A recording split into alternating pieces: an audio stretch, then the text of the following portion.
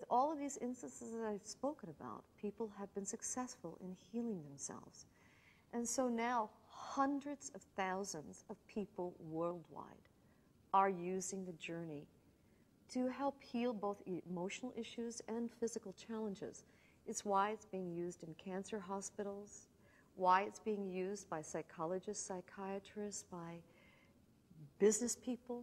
And what's been so moving is what has been happening in schools. And specifically, in South Africa, there was a beautiful woman there who's a school teacher, and she herself had been diagnosed with adult acne. And it was so severe, it was scarring her face. And of course, she went the medical route and tried to get medication prescribed, and nothing was healing it. Then she went the alternative route, and still she was not successful in healing. Finally, someone gave her the journey book, and she thought, what have I got to lose? I'll do the process in the back of the book. And when she underwent her healing journey, she got access to the memory of when her dad died, and how she repressed all that, and how she'd been so strong. And she'd been strong for everyone in the family, but she'd never released the stored pain. And it was all festering there inside of her. And indeed, the adult acne had started after her dad had died. Not only did she release this pain, but she came to a place of understanding and completion with her dad and wholeness. Now, her little daughter had been diagnosed with asthma and allergies that were so severe that her mother said it was almost as if she was allergic to life. And her daughter was allergic to hay, grass, nuts, milk. She was allergic to soya. She was allergic to dogs, cats, chickens. It was almost as if she was allergic to everything, and she'd grown very scrawny and very fearful in life. And when she went to kindergarten, Jayashree, her mother, got a phone call from the hospital. Her little daughter had been taken into hospital and had an anaphylactic fit, and her organs had begun to shut down.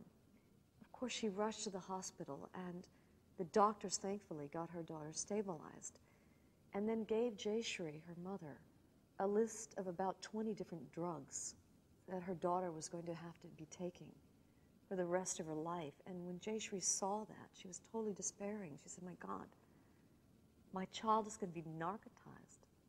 I'm never really going to know my daughter because she's going to be so full of drugs, I won't even see her real personality. And she thought there must be another way. And so she thought, you know what, I'm going to try the journey process with my little girl. And her little girl found the process so easy, as children do. And she immediately went back to an old memory of when she was 2 years old. And this was a memory of when she had a little nanny at that time, because Jayashree, being a school teacher, had to be at school. And this was a very inexperienced nanny. And what happened was, every day this little toddler, 2 years old, would go out and try the door handle in the kitchen, to go out and play in the back garden. And the nanny, who was very inexperienced and just a young teenager, thought, my goodness, if she goes out there, she may get pecked by one of the hens or scratched by one of the cats or the dogs, or maybe she'll get hurt in the mango tree. And so every day when the little toddler would come in, the toddler would try the door handle, and every day the nanny would say to the toddler, no, no, you can't go out there. And finally she grew so exasperated and didn't know how to discipline the child that she said to the little girl, listen, if you go out there, there's a boogeyman in that tree. There's a monster in that tree, and he will eat you for breakfast. Now, of course, this 2-year-old, as 2-year-olds do, absolutely believed that this was true and was terrified. And the nanny got it, that she had leverage with this child. She finally had a tool to discipline the child. So every time a little girl would come into the kitchen, she'd say, don't even go near that door. He's waiting in that tree. He couldn't wait to have you for breakfast. And of course, this little girl grew terrified. Now, Jayashree, her mother, never knew about this, that this had happened. And she always wondered why it was when she came home and her daughter was only 2 years old, that when she would take her to her mother's house for dinner, that her daughter would scream at the top of her lungs. And she never knew why her daughter was so terrified. Now, part of the journey process does not just lay in us uncovering these old cell memories. but finally in releasing the stored memory and coming to a place of forgiveness. And this little girl not only released all the pain of that, but she came to realize that there wasn't a boogeyman in that tree. And she, like all children do, was able to forgive so easily. She completely understood that she was being disciplined. So here she is, 5 years old, undergoing this process, remembering a memory from when she was 2 years old. She clears it, lets it go, and forgives. And of course her mother, so glad that she's freed from it, takes her out for the very first time into the back garden, introduces her to the mango tree, which of course there's no boogeyman out there, and to the dogs and the cats and the chicken and the hay. And she's never had an allergy since that day. Now the journey work doesn't just work with allergies and asthma, it works with all manners of emotional and physical blocks. And it's a process that you can undergo. And this really is an invitation for you to go on your journey. And my prayer is always that we clear our issues before they end up manifesting as disease. Thankfully, her little girl is now 8 years old.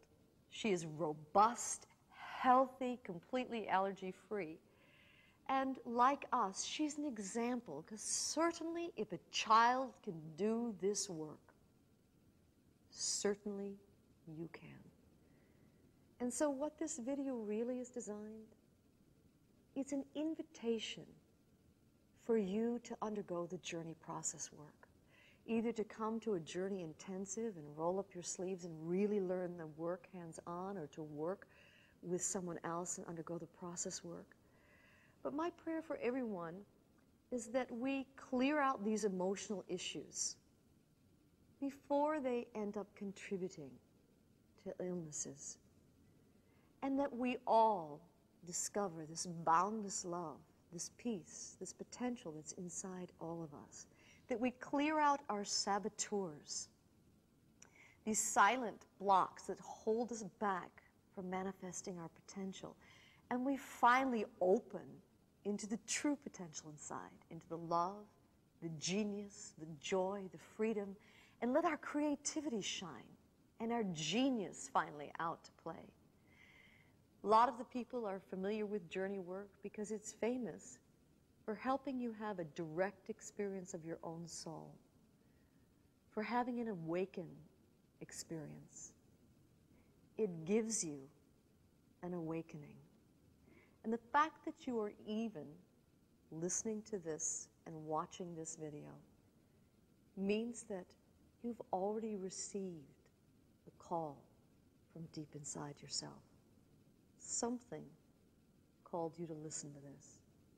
And that something is your deepest self. It's time for you to come home. It's time for you to clear out the emotional issues and the physical blocks which have held you back from being fully vibrant and in love with the juice of life. It's time to experience your own enlightened awareness, the peace inside, not as some airy-fairy idea or some notion, but as a direct, repeatable experience. And the journey gives you that. It gives you a step-by-step process to get in touch with your own infinite intelligence and clear your issues. It allows you to begin living your life as a full expression of the real you. So the time has come for you to begin your journey. The time is now.